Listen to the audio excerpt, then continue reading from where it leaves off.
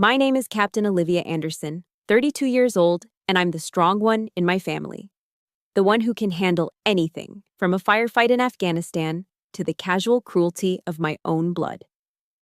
That night, at an upscale restaurant, my father called me selfish in front of everyone, all while praising my sister Scarlett's free spirit.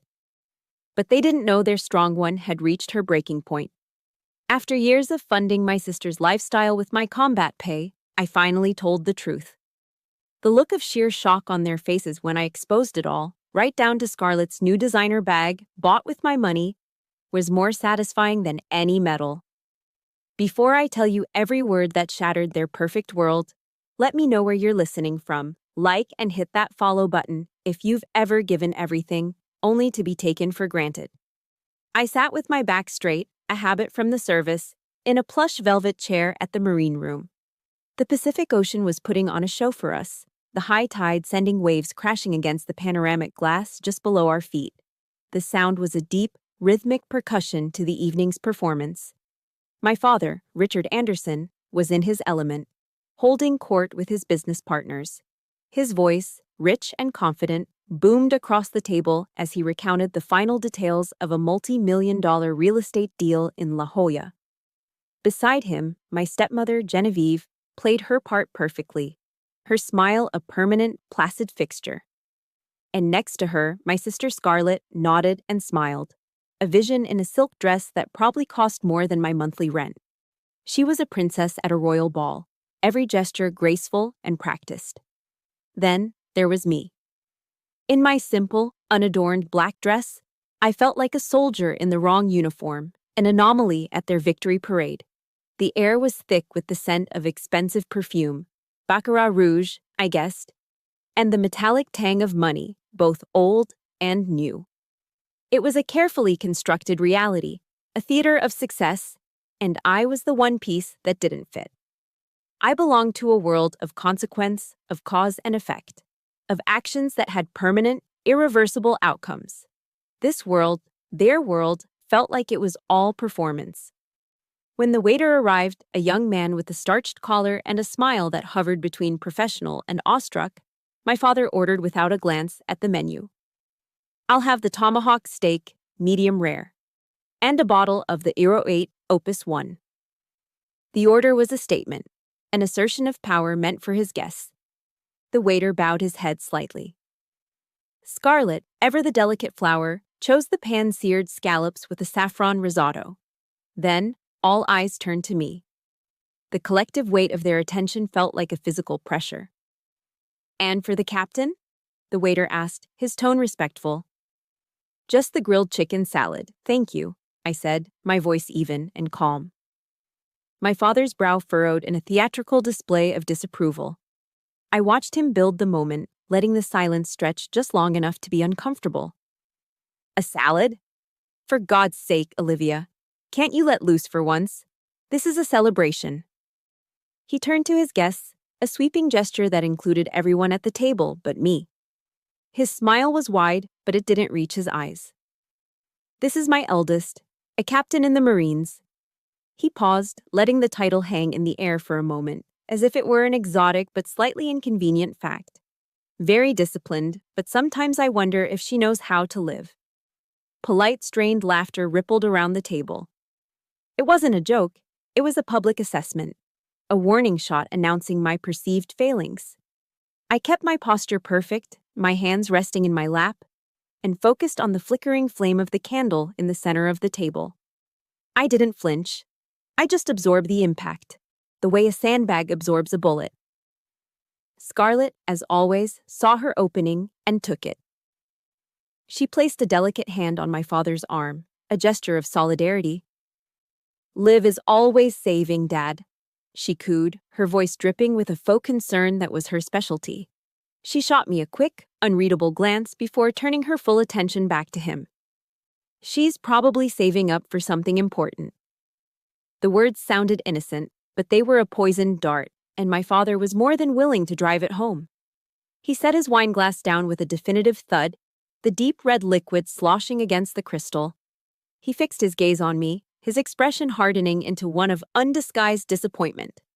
It was a look I'd known my entire life, a look that said, not enough, never enough. Saving, he scoffed, the word sharp and dismissive. I call it selfish. You see your sister here? Scarlett knows how to invest in herself, her brand, her online presence, her relationships. That's how you get ahead in this world. That's a smart investment. His eyes swept over my simple dress, my lack of jewelry, as if they were evidence of a crime. And what about you? All you know is your work and your four walls. We gave you everything, Olivia, the best schools, every opportunity. And you repay us by living like a pauper. Selfish. The word hung in the air, heavier than the oppressive humidity, louder than the crashing waves outside. It silenced the table. I looked at my father's self-satisfied face, at Genevieve's placid smile of silent agreement, and at Scarlett's carefully crafted mask of pity. Her eyes, however, held a flicker of pure, unadulterated triumph. She had won. For a moment, I wasn't in La Jolla anymore. The clinking of silverware faded, replaced by the memory of sand whipping against canvas. I was back in a tent in Kandahar, the air tasting of dust and burnt diesel fuel. I was forcing down a cold MRE, meal, ready to eat. The processed chicken tasting like salty cardboard after a 24-hour patrol. I remembered the static crackle of the satellite phone as I painstakingly transferred my entire hazard pay supplement back to the States. Every last cent. Sent home so Scarlett could make rent on her luxury apartment in downtown San Diego. So she could continue her healing journey and find her creative purpose. A deep, profound chill spread through my body, starting in my chest and radiating out to my fingertips. It was the cold of absolute, undeniable clarity. I didn't cry. I didn't scream. My training kicked in, a lifetime of discipline taking over my nervous system. It locked my expression into a neutral mask, kept my breathing steady, my spine rigid. A soldier never ever reveals a weakness to the enemy. But inside, something had fractured. The foundation I had built my life on. Quiet sacrifice, unwavering responsibility. The steadfast belief that being the strong one was a noble duty. It all crumbled under the weight of that single, cruel word. They saw my discipline as deprivation. They saw my sacrifice as selfishness. They had built their world of comfort and illusion on my quiet strength, and then condemned me for possessing it. My mind, trained to assess threats in fractions of a second, began to connect the dots. The casual dismissal, the public humiliation, the financial drain. It wasn't a series of isolated incidents. It was a pattern, a strategy. And in that moment, I realized my enemy was sitting right in front of me. The only question that echoed in the sudden, deafening silence of my mind was, why did I ever let this happen? That night, sleep was a foreign country I couldn't get a visa for. Every time I closed my eyes, the scene from the restaurant played on a loop. The image of my father raising that glass of Opus One, his face flushed with pride and arrogance, was burned into my mind. It felt familiar. And as I tossed and turned in the quiet of my San Diego apartment, that image snagged on the edge of another, much older memory, pulling it from the depths. It was my college graduation. I had finished at the top of my class, summa cum laude, and was the distinguished graduate from my university's ROTC program. My reward was a celebratory dinner at Applebee's. I remember the sticky menus and the sound of a nearby table singing "Happy Birthday" off-key. My father had clapped me on the shoulder, a gesture that was both congratulatory and dismissive. "You've learned to take care of yourself, Liv," he'd said, his voice loud over the restaurant's pop music. "That's the greatest reward there is." He made it sound like my independence was a gift I'd given him, the gift of his own freedom from responsibility. Just 6 months later, Scarlett dropped out of a prestigious design school halfway through her second semester. There was no lecture on responsibility. Instead, my father bought her a brand new, brilliant white Audi A5 convertible. He said it was to inspire her creativity. He threw a lavish catered party at their house in La Jolla, inviting dozens of friends and neighbors. I stood in the corner of their sprawling backyard, watching him raise a glass of champagne. My girl Scarlett just needs to know that her family will always be a safety net, he announced to the crowd. No matter how many times she stumbles, we'll be here to catch her. Listening to him, a cold realization settled in my stomach. The safety net was real, but it was woven for one. For the other daughter, the strong one, there was only the hard ground. But no memory, no slight, cut as deep as the day I graduated from Officer Candidate School in Quantico, Virginia. In the life of a Marine, few days hold more weight. It's the culmination of grueling months of physical and mental torment. The day you finally earn the title and the rank of second lieutenant. It was the most significant day of my professional life, and I wanted my father to see it. I wanted him to see me not as his strange, disciplined daughter, but as an officer. I used my own meager savings to buy him a plane ticket from San Diego to Virginia, clinging to the naive hope that this time it would be different. This time, he would be proud. That morning, I stood in formation on the parade deck, the humid Virginia sun beating down on my perfectly starched uniform. My shoes were shined to a mirror finish, my posture was ramrod straight. All around me, a sea of families buzzed with anticipation, cameras ready, faces beaming with pride.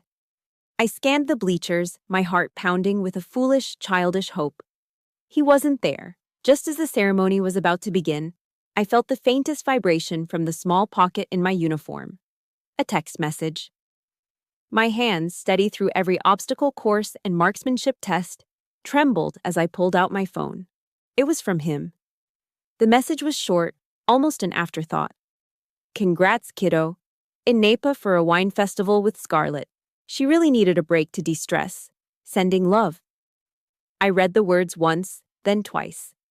Napa. She needed a break. My vision blurred. All around me, the ceremony began. Names were being called. New lieutenants were stepping forward, their parents or spouses rushing onto the field to pin the gold bars on their collars. I watched fathers embracing their sons, mothers weeping with joy as they hugged their daughters. Every embrace was a fresh stab of pain. My own father was swirling a Cabernet in a picturesque valley hundreds of miles away, helping my sister de-stress. You're the strong one, Lev. He'd always said that, ever since I was a little girl. I used to think it was a compliment. That day, standing alone on that parade deck, I finally understood what it really was. It wasn't a compliment, it was a hall pass. A lifetime exemption from the duties of fatherhood. Because I was strong, he didn't need to show up. Because I was strong, he didn't need to comfort me. Because I was strong, he could pour all his time, money, and affection into the child he deemed weaker, the one who truly needed him. I had become the silent sentinel of the family, the soldier standing guard on the front lines, ensuring the perimeter was secure so they could have their parties safely behind the wire. Years later, I tried to explain this feeling to my biological mother, who had long since remarried and moved to Oregon. I called her, my voice cracking as I recounted the years of casual neglect. She listened patiently, and when I was done, she let out a long, weary sigh. Oh, honey, you know your father. He's just clumsy with his feelings, she said, her voice distant. And Scarlett, she's always been more sensitive than you. You're the big sister. You have to be tough for her. Her words, though likely well-intentioned, were just another blade twisting the knife.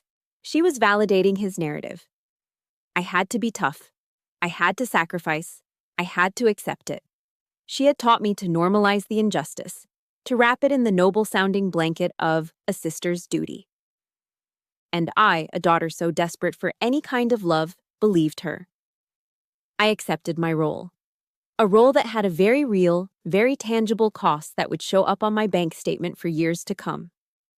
After a sleepless night spent cataloging past injustices, the first thing I did when the pale morning light filtered through my blinds was reach for my phone. It's a soldier's instinct. Assess the situation, review the facts. I opened my banking app. The numbers on the screen were clear, cold, and unforgiving. They didn't have an opinion. They just stated the truth. There it was, a recurring transaction on the first of every month. $1,400 outgoing transfer. The memo line simply read, Scarlett Rent. It had been happening for 22 months. A quick mental calculation made my stomach clench. Over $30,000. That money had come from my savings, from the hazard pay and combat pay supplements I had earned in Afghanistan. Money earned in a place where the daily soundtrack was the distant crump of artillery, and the air was thick with the constant low-grade fear of the unknown. That $30,000 had a purpose. It was supposed to be the down payment on a small condo in North Park, maybe a 2-bedroom I could finally call my own. A place to hang my medals, a place to feel safe, a place that was just for me. Instead, that money was paying for a loft apartment with a bay view that I had never even been invited to see. It was funding a life I couldn't afford for a sister who felt entitled to it. I closed the app and tossed my phone onto the nightstand. Outside my window, the engine of my 20-year-old Honda Civic turned over with a strained, rattling cough. It was a sound that had become the background music to my life, a constant mechanical mockery of my dream of a home. Later, while making coffee, I fell into the trap I always do. I opened Instagram. It's a stupid habit, a form of self-punishment I can't seem to quit. And there she was. Scarlett's profile was a cascade of professionally curated stories. The first was a picture of her bare feet on a woven yoga mat, the sunrise casting a golden glow. The caption read, "Finding my inner balance. Self-care. Healing journey. Authenticity." The next was a short, breathtaking video of the sun setting over the rolling, oak-studded hills of Ojai. Then, the inevitable selfie. She was glowing, dressed head to toe in a brand new Lululemon outfit, her smile radiant and carefree. The caption for that one was a real piece of work, learning to let go of what no longer serves you. I looked down at my own breakfast, a bowl of instant oatmeal that tasted like wallpaper paste and a cup of Folgers instant coffee. I found myself wondering, with a bitter, acidic taste rising in my throat, if my $400 a month was serving her healing journey. The irony was so thick I felt like I could choke on it. She was learning to let go, and I was the thing she was letting go of. My money, my sacrifice, my future.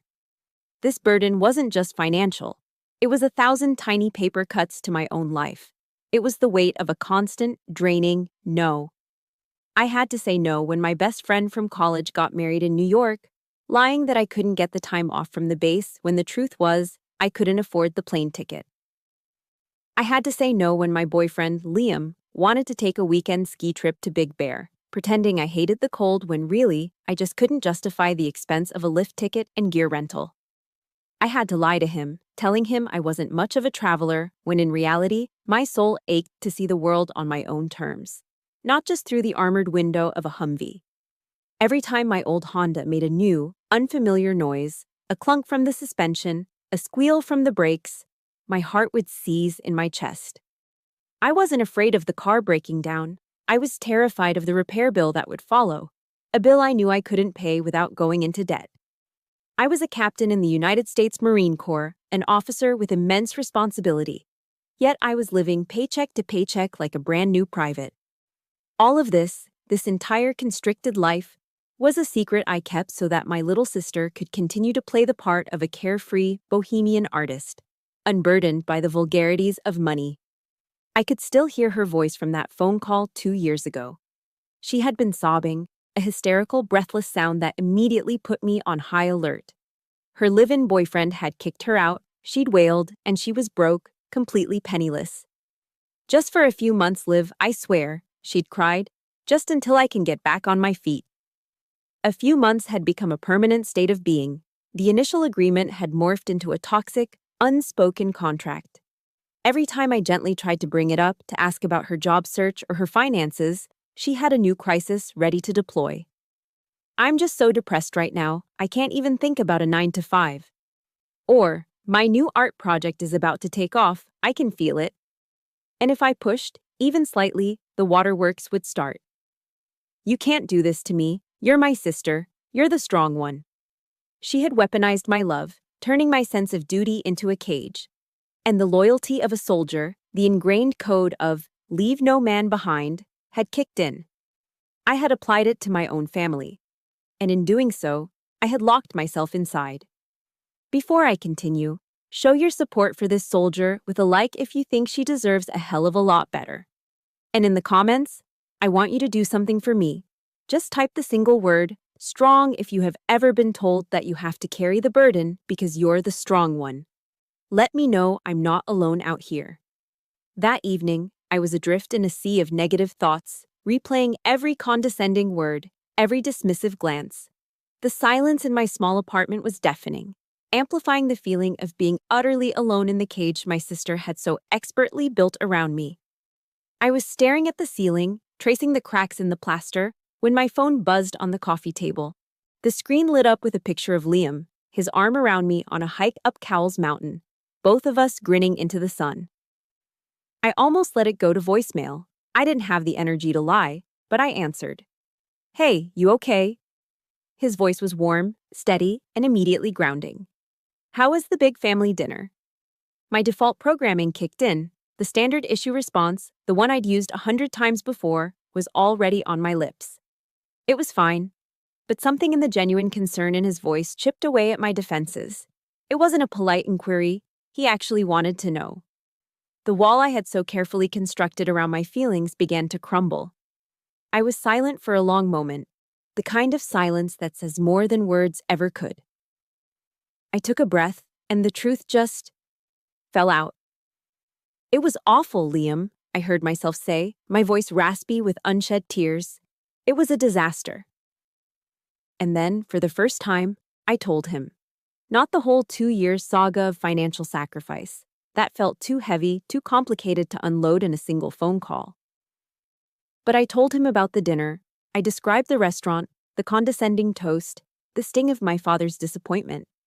I told him how it felt to be called selfish for ordering a salad, for being the person they had molded me to be. The words tumbled out, messy and unfiltered, a raw debriefing of a battle I hadn't even realized I was losing so badly. As I spoke, I braced myself for the usual placating responses, the ones I'd heard my whole life. "I'm sure he didn't mean it like that." Or the classic, "Well, that's just family." I expected him to try and smooth things over, to offer a logical explanation for their cruelty. But Liam didn't do that. He just listened. He let the silence hang after I finished, giving my words room to breathe. And when he finally spoke, his voice was quiet, but held the force of a tidal wave. "That's not fair, Liv," he said simply. "You don't deserve to be treated like that." Just that. No judgment, no excuses, no attempts to fix it. Just pure, simple validation. With those few words, an invisible, crushing weight I hadn't even known I was carrying was lifted from my shoulders. It was as if I'd been walking for miles with a 100-pound pack, and someone had finally told me I was allowed to set it down. For the first time, I didn't feel crazy for being hurt. I felt seen. An hour later, my doorbell rang. I opened it to find Liam standing on my doorstep, a warm Pyrex dish in one hand and a book in the other. The rich, savory scent of cumin and chili powder filled my small entryway.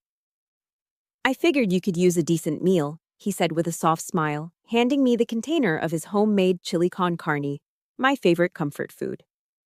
"And this, too." He held out the book. It was Daring Greatly by Brené Brown. She writes a lot about the courage to show up and be seen, to step into the arena. Figured it might be useful. His thoughtfulness was so direct, so disarmingly kind, that it almost brought me to my tears. It wasn't a grand gesture. It was something better. It was quiet, practical care. It was seeing a need and meeting it without any expectation of praise or reward. That night, we didn't talk much more about my family. We didn't need to. We sat on my worn-out sofa, ate chili straight from the bowls, and watched an old black-and-white movie on TV. His presence beside me was a silent statement. "You are not alone. I am on your side." He wasn't my family by blood, but in that moment, he gave me the sense of safety and unconditional acceptance that I had been chasing my entire life from people who were either unable or unwilling to give it. After Liam left, I sat in the quiet of my living room and picked up the book. I opened it to a random page. A sentence, underlined by a previous reader, jumped out at me. Self-compassion is not self-indulgence, it's a necessity. I flipped a few more pages. Another quote caught my eye. Boundaries are the distance at which I can love you and me simultaneously. Those words were like seeds being planted in the dry, barren soil of my soul. They felt foreign and radical. Boundaries, self-compassion. For years, my operating system had been built on self-denial and unwavering duty. The idea of setting a boundary felt like an act of betrayal. The idea of having compassion for myself felt like a weakness. I didn't have a plan. I was still scared and confused. But for the first time in a very long time, as I sat there with a belly full of warm chili and a mind full of new ideas, I felt a flicker of hope. Maybe being the strong one didn't mean enduring everything. Maybe real strength was knowing when to say, enough. The days following that evening with Liam were a fragile piece. The words from Brené Brown's book echoed in my head, acting like a new kind of armor. Boundaries, self-compassion. The concepts were still foreign, but for the first time, they felt possible. I was starting to believe I could learn a new way to operate, a new way to be strong that didn't require me to set myself on fire to keep others warm. The quiet hope was a tentative green shoot pushing up through cracked concrete. Then, my phone rang. The screen displayed Scarlett's name, and the fragile piece shattered. I took a deep, tactical breath, the kind I take before stepping into a tense situation, and braced myself for the inevitable onslaught, a storm of tears, a barrage of accusations, or a guilt-laden monologue. I prepared my defenses, but the voice on the other end of the line was gentle, uncharacteristically so. "Liv?" she began, her voice small and trembling. "Hey, I just wanted to say I'm sorry about dinner the other night. Dad was way out of line." She paused, and I could hear a shaky intake of breath. "And I know you've sacrificed a lot for me. I really do." I was stunned into silence. In all our years, I'd never heard anything remotely resembling an admission of fault from her. Never an acknowledgement of the one-sided nature of our relationship. That foolish, stubborn part of me, the part that still yearned for the sister I always wished I had, began to stir. Hope, that treacherous emotion, started to flicker back to life. Maybe she understood. Maybe we could finally fix this. "Actually," she continued, her voice gaining a bit of strength, "that's why I'm calling. I want to start making changes. I'm done depending on everyone." My foolish heart soared. This was it. This was the moment I'd been waiting for. She launched into an excited, breathless story about a huge opportunity she'd found. A booth at the annual San Diego Artisan Fair in Balboa Park. She painted a vivid picture of her selling her handcrafted jewelry, of tourists and locals admiring her work. "This is my chance to launch a real business, Liv. To finally stand on my own 2 feet." And then came the hook. "The thing is, the registration fee is due tomorrow, and I'm exactly $500 short." She rushed the words out as if embarrassed to ask. "I swear this is the last time, the absolute last. I'll pay you back as soon as I sell my first few pieces, I promise." To seal the deal, she immediately sent a text with a link. I clicked it. A professional-looking website popped up. San Diego Artisan Fair, celebrating Southern California's finest crafters. It had photos of bustling crowds, testimonials from past vendors, and a prominent "Register Now" button. It all looked so legitimate. The words of Brené Brown about boundaries felt a million miles away. The memory of Liam's quiet support faded. All I could hear was the voice of my little sister, finally sounding like she wanted to grow up. The desperate hope for reconciliation drowned out the quiet voice of reason in my head. This is it, I thought. This is my chance to help her help herself. This isn't a handout, it's an investment in her independence. My fingers moved on their own, opening my banking app. I typed in the amount, added her name, and hit send. For the next 2 days, I waited, expecting to see Instagram stories of Scarlett frantically making jewelry, covered in clay or threading beads. But there was nothing. Just silence. By the 3rd day, a familiar knot of unease tightened in my gut. Curiosity, tinged with dread, got the better of me. I opened her profile, and there it was, a brand new post, uploaded less than an hour ago. The picture was unmistakable. Scarlett was lounging on a plush deck chair next to a sparkling blue swimming pool at what was clearly a high-end resort hotel. She was in Santa Barbara. The distinct red-tiled roofs and palm trees were a dead giveaway. She held a vibrant, umbrella-adorned cocktail in one hand, and slung over her shoulder was the brand-new Fendi bag I had seen her admiring at the restaurant. Her smile was blinding. The caption read, "Sometimes you just need a spontaneous getaway to recharge that creative energy." Self-love. Santa Barbara vibes. The blood in my veins turned to ice. My hands felt numb. With a sickening sense of finality, I navigated back to the text she'd sent me. I clicked the link to the artisan fair again. This time, the page was different. Plain white background, stark black letters. Error, 404, page not found. I had been played, masterfully.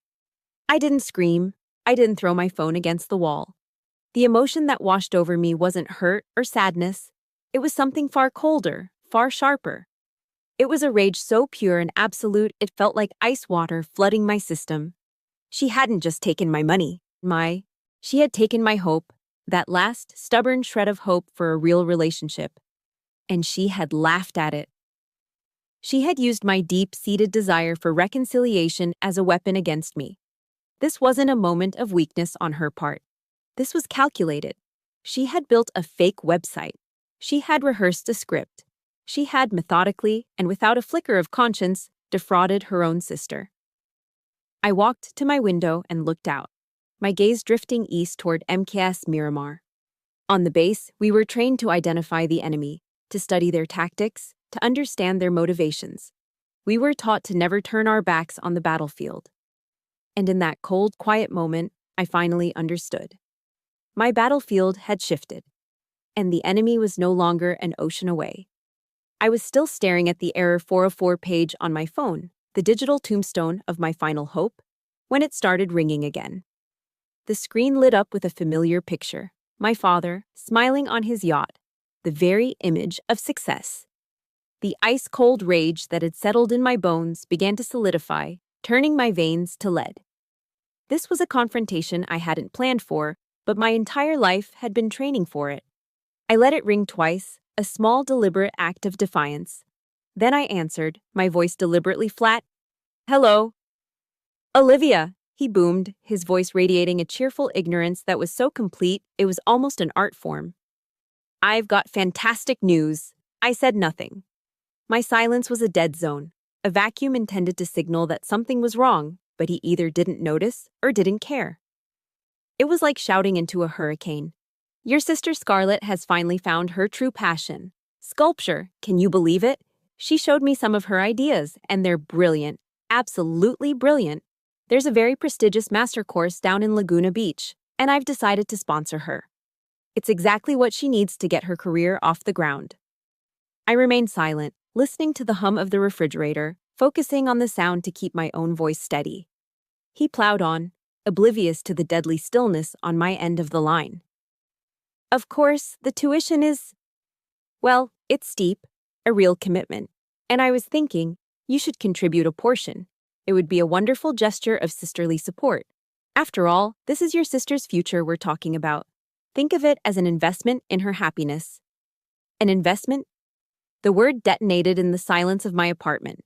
An investment in the future of a woman who had just used my last $500 to fund a luxury vacation with a designer handbag. In the future of his golden child, whose creativity he was willing to finance with a blank check, while my own real-world accomplishments were treated like a quaint hobby. He hadn't even asked. He hadn't inquired about my finances, my life, or my well-being after the disastrous dinner. He had simply dialed my number with the full expectation that I would perform my designated function. The family ATM. The emotionless, endlessly renewable resource. The dam inside me didn't just break. It vaporized in a flash of heat and pressure. "No," I said. The word was quiet, devoid of any anger or emotion. It was a simple statement of fact, a closed door. It stopped him cold. A beat of confused silence. "What did you say?" he asked, his voice laced with genuine disbelief, as if I had suddenly started speaking a foreign language. "I said no," I repeated, my voice a little louder this time, each syllable sharp and distinct like rounds being chambered into a rifle. "I will not be giving her another dime. And frankly, neither should you." The cheerful facade vanished from his voice, replaced by a low growl of indignation. The king was not accustomed to being challenged in his own court. "How dare you speak to me like that?" he snapped. "After everything this family has done for you?" And that was it. That was the final insult. The trigger. The years of suppressed anger, of swallowed pride, of silent suffering. They erupted with the force of a breaching charge. "Done for me?" I shot back, my voice suddenly like steel, sharp enough to cut glass. "What exactly has this family done for me? Was it leaving me to graduate from officer candidate school completely alone, standing in a crowd of celebrating families while you were at a wine festival? Was it taking the combat pay I earned in a place where people were actively trying to kill me and using it to pay my sister's rent for 2 straight years?" I was barely breathing now, the words pouring out of me in a torrent of righteous fury. A full accounting of a debt that could never be repaid. Or maybe it was the $500 I was scammed out of just last week. Money she told me was for an art fair, complete with a fake website, so she could go on a shopping spree in Santa Barbara with her new Fendi bag? The same week you sat across from me in a $1,000 suit and had the audacity to call me selfish? The other end of the line went completely quiet. The only sound was my own ragged breathing and the frantic pounding of my heart against my ribs. I could almost hear the gears grinding in his head as he tried to process the information I had just deployed. He was a businessman who prided himself on knowing all the angles, and I had just revealed a catastrophic intelligence failure that exposed the rotten foundation of his perfect family. When I spoke again, the fire in my voice was gone. It had burned through all the pain and anger, leaving behind something clean and hard and unbreakable.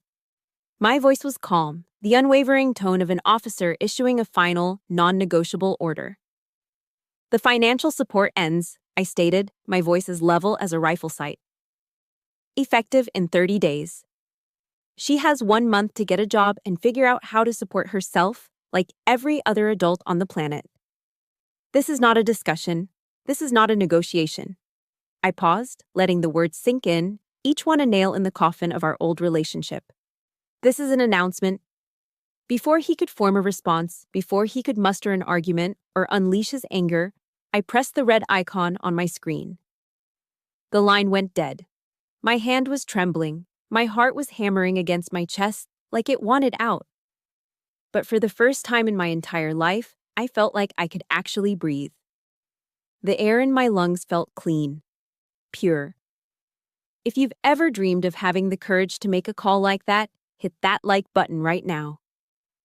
And I need to know you're with me on this mission. Comment with the word "done" if you believe it's time for Olivia to be done with all of it. In the Marines, our motto is Semper Fidelis, always faithful. For years, I had been faithful to the wrong people. I'd been loyal to a distorted idea of family, to a role I was never meant to play. That day, hanging up the phone on my father, I finally completed the most difficult mission of my life. I was finally faithful to myself. The moment I hung up on my father, the counteroffensive began. My phone exploded. It wasn't just buzzing, it was a sustained vibration, a constant digital assault. A barrage of texts from my father landed in rapid succession, each one a different shade of emotional blackmail. The first was wounded. "You're tearing this family apart." The next was threatening. "You will live to regret this." Scarlett, meanwhile, chose a different tactic. A series of tearful, rambling voicemail messages accusing me of being heartless, jealous, and incapable of understanding the soul of an artist. In the past, this coordinated attack would have shattered my resolve. I would have been flooded with guilt, desperate to make peace at any cost. But the woman who had answered that phone call was not the same one who was sitting here now. The ice in my veins hadn't thawed. It had hardened into purpose. I didn't reply. I didn't even listen to the voicemails past the first few histrionic seconds.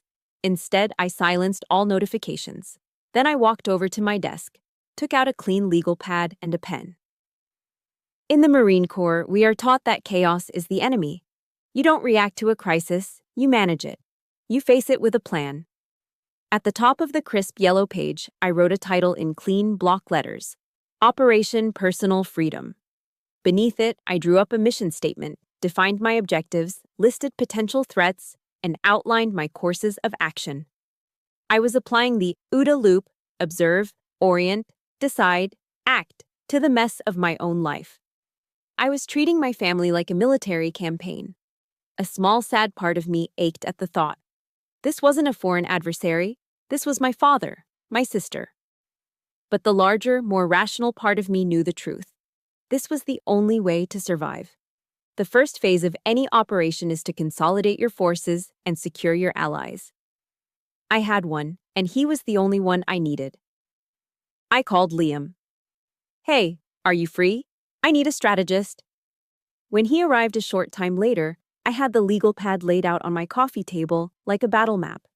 I gave him the full situation report, the phone call with my father, the 30-day ultimatum, and my assessment of the enemy's probable reactions. More guilt trips, attempts to isolate me, maybe even a direct confrontation. Liam listened intently, his expression serious, nodding at key points. He wasn't shocked or afraid. He didn't tell me I was overreacting. He looked at my notes, then looked at me, and his eyes were filled with respect. "This is a good plan, Liv. A solid plan." He tapped the notepad. "But you need more firepower, the legal kind. You should, at the very least, have a consultation with a lawyer. Understand your rights, just in case they try to pull something with finances or property down the line. It's about protecting your flank." Then he reached across the table and took my hand, his grip firm and steady. "You don't have to fight this alone," he said, his voice quiet but unwavering. "I'm your rear guard.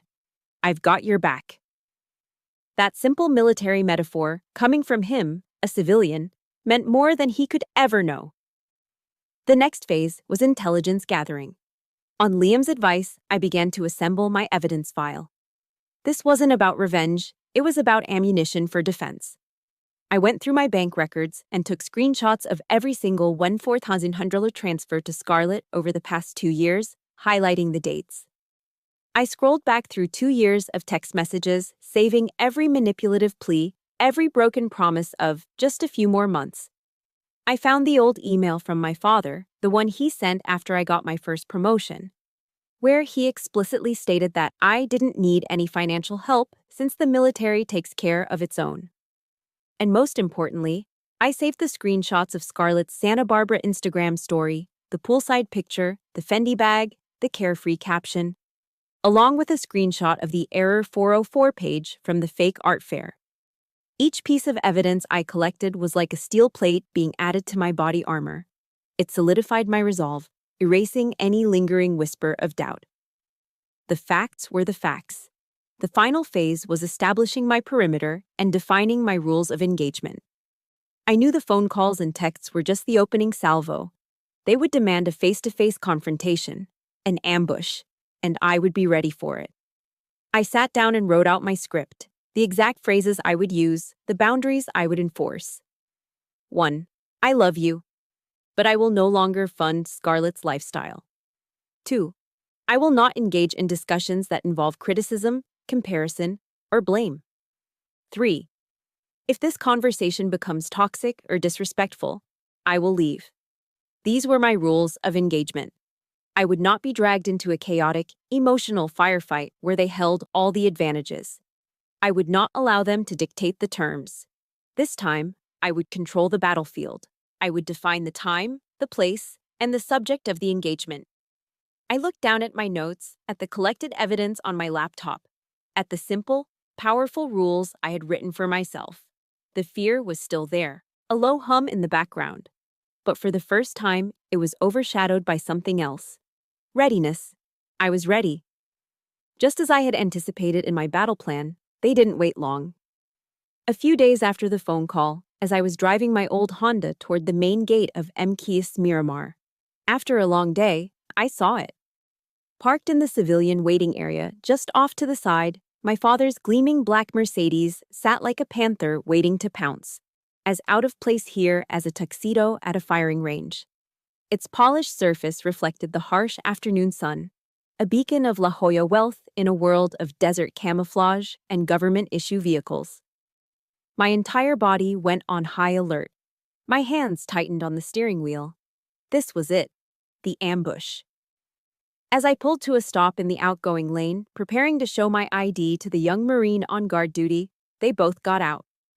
My father strode forward with an air of absolute authority, moving to position himself directly in the path of my car. Scarlett trailed behind him, a study in practiced misery.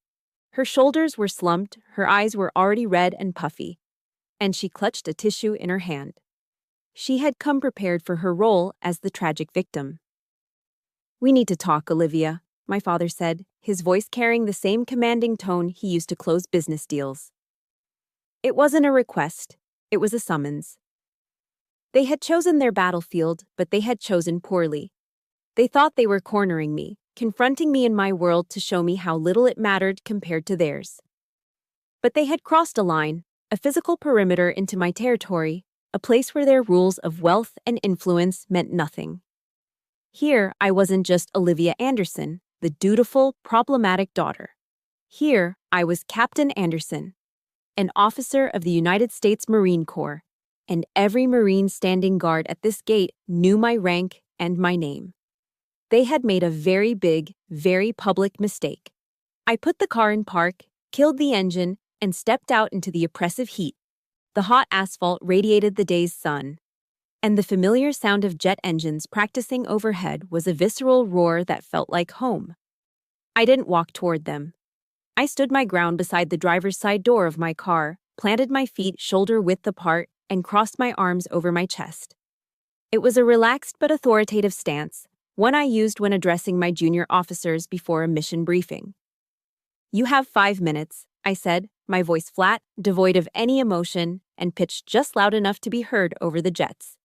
"We'll talk right here." My father looked stunned, his power play instantly deflated by my refusal to engage on his terms. "What are you talking about? Get in the car," he commanded, gesturing toward his Mercedes. "We'll go to a coffee shop and discuss this like a civilized family." "No," I replied, my gaze unwavering. "I'm not going anywhere. This is my place of work. You and Scarlett are currently impeding traffic and creating a potential security issue at a federal military installation." I let that sink in for a second, using the official terminology to reinforce the reality of where they were. "You have 5 minutes before I have no choice but to call the MPs to deal with a security disturbance at the main gate." The threat landed exactly as I intended. The color drained from my father's tanned face. He was a man who understood power and leverage, and he knew with absolute certainty that I was not bluffing. The word MP had turned his home field advantage into a catastrophic liability. He was no longer a powerful CEO, he was a civilian causing a problem on government property. Seeing her father falter, Scarlett immediately launched into her pre-planned maneuver. The tears started to flow, great, heaving sobs designed for maximum effect. "How can you do this to me?" she cried, her voice cracking with practiced despair. "I'm your sister. I'll be homeless. I'll be out on the street because of you." "You will not be out on the street," I countered, my voice as cold and hard as a block of ice. I looked directly at her, past the tears, past the performance, meeting her eyes with a look that held no pity. "You will find a roommate. You will get a job. Maybe 2 jobs, like other people do. You will learn to live within your means. It's called being an adult." My father, recovering slightly, stepped in, his voice thick with a renewed, sputtering anger. "You're being callous. Have you no heart? She's an artist. Her spirit is too sensitive to be crushed by working at a Starbucks." "Then that is her choice," I said, shifting my gaze to him. Every word was deliberate, every emotion stripped away and stored for later. She can choose to protect her sensitive spirit, or she can choose to pay her rent. And I am making my choice. I choose to no longer finance irresponsibility. "You are tearing this family apart," he finally bellowed, his loss of control so complete that he was actually yelling.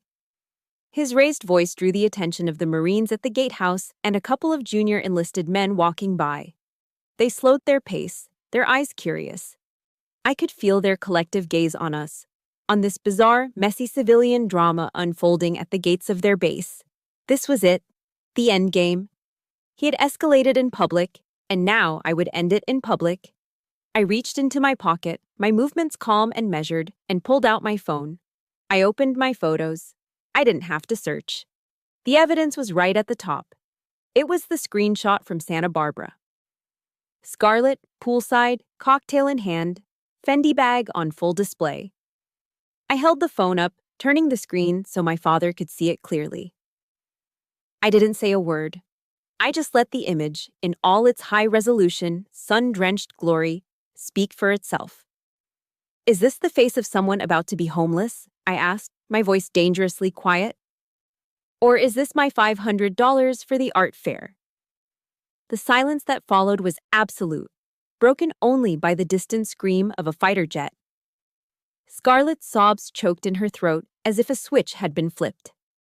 My father stared at the glowing screen, his mouth slightly agape. The confident, powerful real estate mogul was completely gone, replaced by a man who had been utterly and completely outmaneuvered. He had no words. There were no words. The picture was the truth, and it had detonated his entire argument, leaving nothing but smoke and rubble.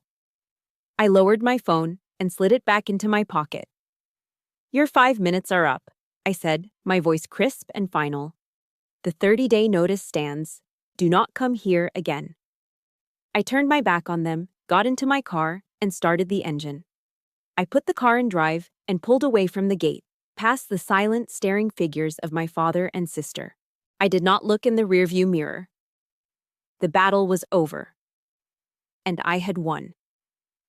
As I drove away from the gates of Miramar, the adrenaline that had fueled my confrontation began to recede, like a tide going out, leaving behind a barren and unfamiliar shoreline.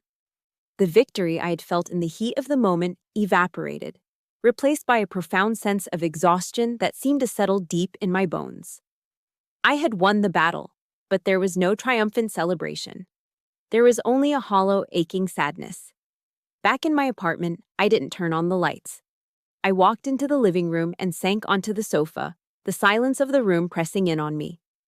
I realized then that I hadn't just confronted my father and sister. I'd confronted the idealized image of the family I'd always desperately wanted, the one where I was seen, valued, and loved unconditionally. That image, that lifelong hope, was the true casualty of the day's battle.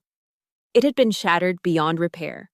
And for the first time in years, I allowed myself to cry. Not the performative tears of my sister, but silent, heavy tears that traced hot paths down my cheeks in the darkness. I wasn't crying out of weakness. I was mourning a fantasy. The fight was over, but the aftershock was just beginning. In the weeks that followed, they deployed every psychological tactic in their arsenal. The opening move came from my stepmother, Genevieve. She called one afternoon, her voice a syrupy blend of concern and gentle reproach. She spoke at length about how devastated my father was, how he couldn't eat, couldn't sleep. "He's just heartbroken, Olivia," she murmured. "You're the eldest daughter. It's on you to be the bigger person, to make peace." Next came Scarlett's campaign. She began sending me old photos from our childhood via text. The two of us with missing teeth, building a sandcastle in Coronado. Another of us on Christmas morning, buried in wrapping paper. Each image was accompanied by a short, wistful message. "Remember how we used to be? And I miss my big sister." It was a sophisticated pincer movement of guilt tripping, designed to breach my new defenses. A year ago, it would have worked. I would have caved. But the words from Brené Brown's book and the simple wisdom of the Serenity Prayer had become my shield. God, grant me the serenity to accept the things I cannot change, the courage to change the things I can, and the wisdom to know the difference. It became my mantra. I couldn't change them, their behavior, their perceptions, their choices. But I could change how I responded. I could change me. To each attempt, my reply was polite, brief, and unwavering. I appreciate you reaching out, but I need some space right now. I didn't argue. I didn't explain. I simply held the line. The real turning point, the moment that shifted my perspective for good, came on a quiet Saturday morning. I put on my dress blues to attend a memorial service for a gunnery sergeant from my old unit, a good man named Marcus who had been killed by an IED in Iraq. I stood at attention in the back of the chapel, listening to the eulogies, watching his young widow try to comfort their two small children.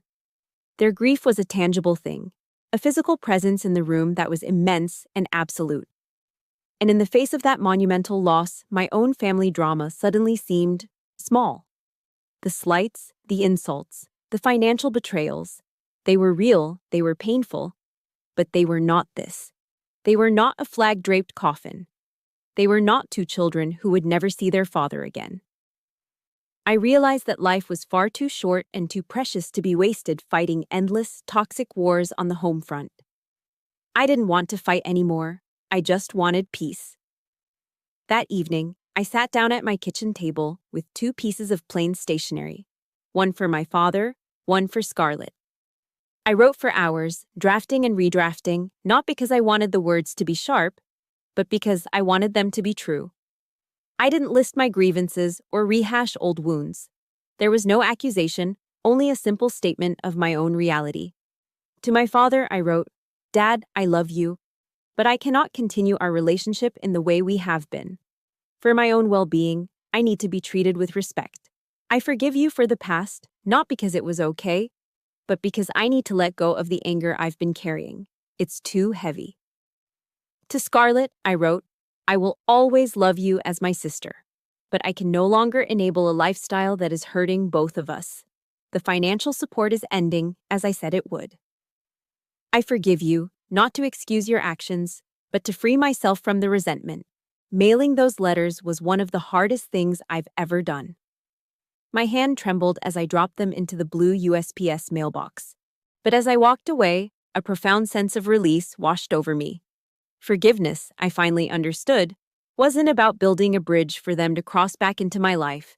It was about closing a door behind me, firmly and finally, so that I could stop looking back and finally start walking forward into the quiet, open space ahead. 1 year later, I'm standing in the living room of my own condo in North Park, San Diego. The late afternoon sun streams through the large windows, illuminating dust motes dancing in the air and casting a warm glow on the freshly painted sea green walls. The faint, clean scent of new paint and sawdust still lingers, a smell I've come to associate with new beginnings. It's not a palace, not by La Jolla standards, but it's mine, every square inch of it. On the main wall, where a formal family portrait might hang in another home, I've hung a large antique-style map of the world. I've started a collection of small colored pins to mark the places the Marine Corps has sent me: the stark deserts of Afghanistan and Iraq, the lush green of Okinawa. Each pin is a testament, a reminder of the challenges that forged me into the person I am today. Next to the map, there's a large framed photograph of Liam and me, our faces bright with sweat and triumphant smiles at the summit of Cowles Mountain, the whole of San Diego sprawling beneath us. There are no awkward posed family photos on my walls. This home is decorated with evidence of a life I'm actively building for myself.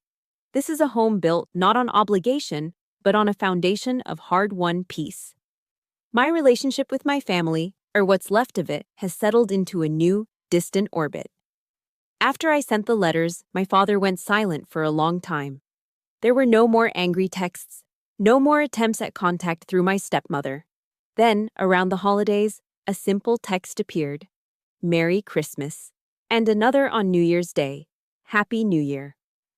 There was no apology, but there was also no criticism, no demands. It was a start, perhaps, a fragile truce established across a newly defined border, and Scarlett, well, Scarlett, faced with the sudden, irreversible loss of her primary income stream, was forced to do the one thing she had avoided her entire life. She was forced to grow up. She moved in with a friend to split the rent, got a part-time job at a coffee shop, and, to my genuine surprise, actually started selling her artwork on Etsy. She sends me a text every now and then, usually a hesitant question about my work or a simple, "Hope you're doing okay."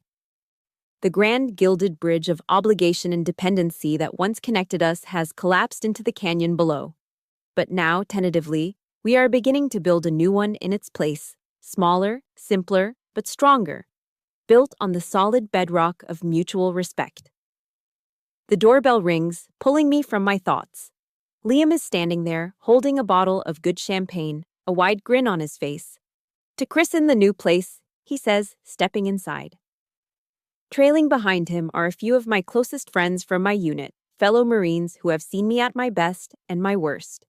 There's no furniture yet, save for a few boxes, so we pop the champagne and sit on the hardwood floor in a circle, passing the bottle around. The room fills with laughter and the easy camaraderie that only comes from shared hardship. We trade stories from the service, the kind of dark humor that civilians never quite understand. Looking at their faces, illuminated by the setting sun, this group of smart, tough, loyal people who have my back without question, I feel a wave of gratitude so powerful, it almost brings me to tears. This is my family, my chosen family. And in this moment, I finally understand the true legacy of a soldier. It's not about the medals you earn or the battles you win on foreign soil. It's about taking the core lessons of our creed: honor, courage, commitment, and learning how to apply them to the quiet, often more difficult battles of everyday life. The greatest lesson, the final standing order I had to learn to follow, was that the most important loyalty you can ever have is to the person you see in the mirror. Later, after everyone has gone home, I stand alone on my small balcony, a cool breeze drifting in from the Pacific. I look out at the glittering expanse of city lights below. I am still Captain Olivia Anderson, United States Marine Corps. I still serve my country with every ounce of pride I possess. But I am no longer a soldier fighting a war on two fronts. I've secured my home base. I've established my boundaries. I've found my peace. As the sun finally dips below the horizon, painting the sky in fiery strokes of orange and purple, I know this isn't the end of a day. It's the dawn of a new life, one that I built myself. That peace I found wasn't an ending, it was a beginning. My story is proof that your past doesn't get to write your future. You do. The most important orders you will ever follow are the ones you give yourself: to be respected, to be valued, and to be free. Thank you for being my rear guard on this journey. If this story resonated with you and you're ready to hear more tales of strength, survival, and self-made victory, make sure you hit that follow button and turn on notifications. You are not alone on this battlefield.